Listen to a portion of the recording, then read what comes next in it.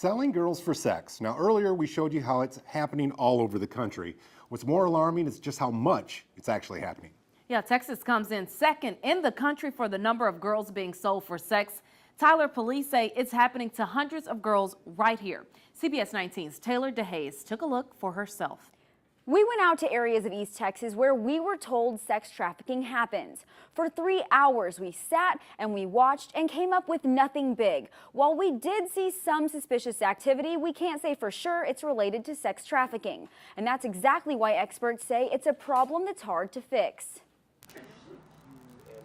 It's a scene that Julie Rigsby is familiar with. You've got the clubs and you've got the seedy motels, and you've got this intersection. Rigsby is the CEO of the nonprofit group called For the Silent. Based in Tyler, the group's mission is to protect kids and teenagers against sexual exploitation and sex trafficking. Rigsby says you may see some unusual activity in these areas, but it's not common. If you're looking for the girl who's kidnapped, thrown into the back of a van, or held against her will, you're gonna miss it. That's because it's all happening online. Rigsby monitors a website called Backpage, which is like Craigslist, but for dating. New in town, catch me while I'm here. Looking at ads online, she says it's common to see girls without showing their faces, which is one way buyers disguise the girls. She and her husband Kenny run the organization. The two did a study testing East Texas to see just how much of a demand there was. They created a decoy ad on Backpage, posing as an underage girl in Tyler looking for sex. It was one ad on Backpage among 50 that day, and within the first 24 hours, it received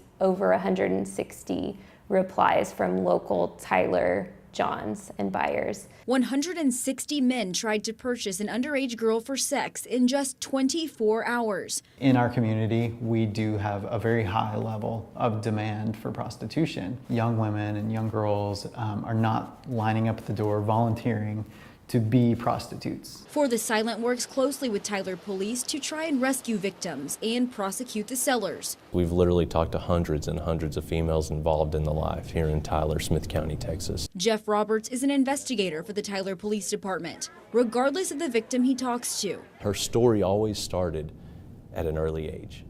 9, 10, 12. He says it's hard for law enforcement to catch buyers or sellers, primarily because this is what he calls a victim crime. But a victim doesn't always identify as a victim in this process. Detective Roberts says the internet is making it harder to catch buyers or sellers, and it's also increased the demand for sex. Instant access with our cell phone devices has created an opportunity where someone who may have been hesitant to get involved or be a part of the crime. Roberts says it's also made the crowd younger than it's ever been. High school students are also buyers of sex. He says he goes out into the community looking for trafficking. We would go out and actively seek it.